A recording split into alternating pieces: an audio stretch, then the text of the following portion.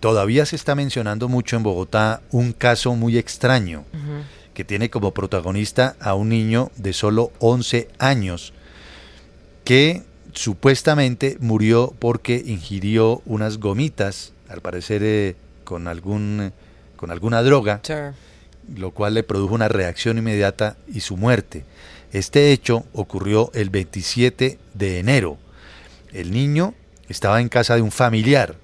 Allí estaba Como de la tía, compartiendo, ¿no? sí, de Ujú. una Sí, tía, sí, allí sí. estaba compartiendo pues con sus seres queridos, con sus primos, y según las informaciones preliminares, este niño habría consumido unos dulces, después comenzó a convulsionar, a alucinar y a tratar incluso de hacerse daño a sí mismo. Y Mm. según la versión que empezó a trascender, es que habría consumido unas gomitas o unos dulces con algún alucinógeno. Por ejemplo, se mencionó inicialmente LSD, Sí, ácidos, Juan. Ujú. que habrían producido esta situación.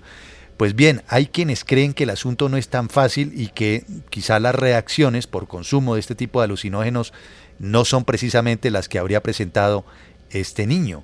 Es decir, el caso está todavía siendo Ujú. investigado y tiene que ser clarificado. Nos acompaña precisamente Julián Quintero, que es investigador de la Corporación Acción Técnica Social. Sobre este tema nos ayuda a entenderlo y el impacto de los caramelos con estas drogas sintéticas, si es que este fue el caso. Señor Quintero, buenos días, bienvenido a RCN.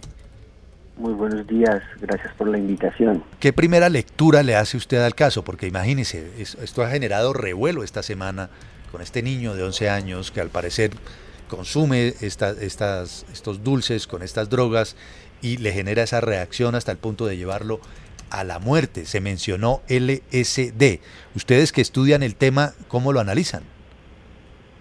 Digamos que nosotros vimos crecer el caso desde las primeras declaraciones de los padres, que fueron quienes indicaron que podía ser drogas con sustancias, cómo fue increciendo la historia, digamos, en un pánico colectivo, asociándose todo la muerte del niño a el LSD y las gomas, pero también fuimos viendo cómo a través que fue transcurriendo el tiempo y fueron saliendo los resultados de medicina legal y sobre todo los resultados del hospital donde el niño falleció, que se aseguró el día de ayer que la muerte del niño fue por asfixia mecánica y que en los exámenes de toxicología no se encontró el LSD.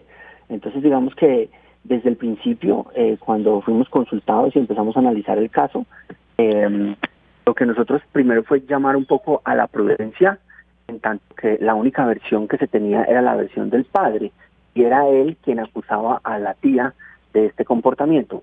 Esto es lo primero. Lo segundo tiene que ver con algunas declaraciones de quienes lo cuidaban. Lo que el niño supuestamente decía y que los padres y las tías recogieron eran como declaraciones de personas con una amplia experiencia en el consumo de LSD que claramente no podía tener un niño a los 11 años.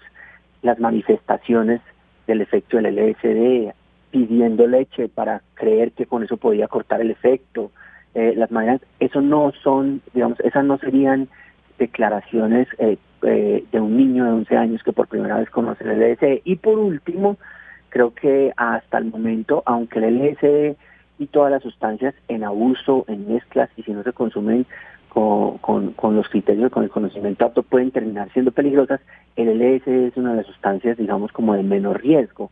Hay personas en el mundo que han consumido hasta 500 veces más de lo que es la dosis para una persona adulta y no han muerto por consecuencia de una sobredosis de LSD. Entonces, ese tipo de conjugar las declaraciones con lo que dice la evidencia, con lo que nosotros sabemos que hay en las calles, pues no se ajusta un poco a lo primero que dijeron los medios de comunicación y los familiares del niño. Ahora, señor Quintero, Julián Quintero, investigador de esta Corporación Acción Técnica Social, si el dictamen en las últimas horas arroja que la muerte pudo ser por asfixia mecánica y no se encontró LSD, ¿qué pudo haber pasado? ¿Qué pudo haber pasado? Me refiero en términos prácticos en el momento en que se presentó el accidente o la emergencia. ¿El Digamos niño que, mire, digamos se que atragantó cualquier o cosa qué que yo diga va a ocurrió? ser especulación y las personas que lo escuchan no lo pueden tomar como una posición, digamos, verdaderas. Yo creo que hay que esperar a que las autoridades lo digan, pero lo que sí puede ser claro es que digamos que sí había LSD en las gomas, porque es probable, y nosotros en nuestros estudios y en lo que hacemos en los servicios de análisis de sustancias en nuestra organización, sí vemos que muchas sustancias vienen en presentación de goma. Digamos, viene cannabis en goma, viene MDMA, éxtasis en goma, también viene LSD en goma. Es muy poquita la cantidad de las drogas que vienen en esa presentación, dado que es muy difícil dosificarla, y las personas que consumen sustancias lo primero que quieren saber es cómo dosificarte para no pasarse, para no tener una mala experiencia. Entonces, por eso las gomas no son la presentación tradicional de este tipo de sustancias. Lo segundo es que probablemente, y digamos que sí había LSD y que sí comió LSD, pudieron haber entrado en un cuadro de pánico todos. El niño pudo haber tenido un cuadro de pánico relacionado con no entender qué era lo que estaba pasando en su cuerpo, y en ese cuadro de pánico las personas que lo estaban atendiendo pudieron haber tomado decisiones erradas que llevaron a la asfixia mecánica del niño, ya sea porque querían que no gritara. Uno en un cuadro de pánico puede gritar, puede llorar, puede estar muy asustado, y de pronto le taparon la boca. Podía ser que el niño en ese proceso se ahogó con las gomas. Tantas cosas que pudieron pasar con esa situación. Entonces creo que hay que esperar a que las autoridades lo digan, pero pues por lo menos hasta el momento el hospital donde lo atendieron dijo que la muerte era por asfixia mecánica y que en los exámenes de toxicología aparecían negativos. Tremendo el asunto, claro, y usted lo dice muy bien, responsablemente no se puede sacar una tesis o exponer una tesis muy precisa mientras las investigaciones no avancen, pero pudo haber ocurrido eso. Además, en una situación de pánico, pues muchas decisiones erradas se suelen tomar, en esa y en cualquier otra circunstancia, ¿verdad? Ahora, me extraña una cosa, ¿qué tan fácil es encontrar esas gomitas con LSD? Porque dice usted, sí, eventualmente podría comprobarse que las gomitas tenían, o las gomas, o con forma de gomas tenían LSD en determinada circunstancia o en determinado porcentaje. ¿Eso es tan fácil de encontrarlo en un entorno de barrio? Perdón la ingenuidad, si es que la pregunta es muy ingenua. No se preocupe. Mire, nosotros tenemos un proyecto que se llama Échale Cabeza Cuando se den la cabeza. Es un proyecto que se encarga de analizar sustancias a las personas que usan drogas. Menos del 3-4%, ayer verifiqué, de las drogas que llegan en esa presentación. Entonces es muy poco probable que el LSD llegue en esa presentación. Digamos, eso es como algo que hay que tener claro, es lo primero. Lo segundo, un poco para la tranquilidad de los padres también, este tipo cuando llega en esa presentación es una presentación muy costosa para el alcance de un niño. Una dosis de esa puede estar costando 30, 35 mil, 40 mil pesos, digamos, cuando es de bajo costo. Entonces, pensar que este tipo de sustancias están al alcance de los niños en las entradas de los colegios o que se las regalan es algo muy poco probable en términos del negocio, primero. Y segundo, también es muy poco probable que la consuman en términos, por ejemplo, del sabor. Siempre están teniendo mucho miedo con el tema de las pastillas de éxtasis, que tienen colores y que todo esto. Una pastilla de éxtasis tiene un sabor horrible. Un niño nunca lo va a confundir con un dulce. En el momento en que lo pongan, su lengua lo va a escupir de la primera manera. Entonces, creo que esas son dos cosas que hay que tener claras, y seguramente esto que sucedió, pues son personas, si se está hablando de LSD, si se está hablando de drogas, son adultos que estaban en un contexto de consumo que podrían consumir y que la dejaron al alcance de un niño. Entonces aquí, más que la responsabilidad sobre la sustancia, es la misma responsabilidad que se debe tener sobre un veneno o que se puede tener sobre una sustancia que no deba, o un medicamento que no deba estar al alcance de los niños. Aquí realmente, aunque puede ser fácil confundir, obviamente una goma, uno no sabe si tiene o no tiene, pues lo que hay que llamar es la responsabilidad de los padres de por qué razón, sabiendo que estas sustancias tenían esos componentes, estaban al alcance de los niños.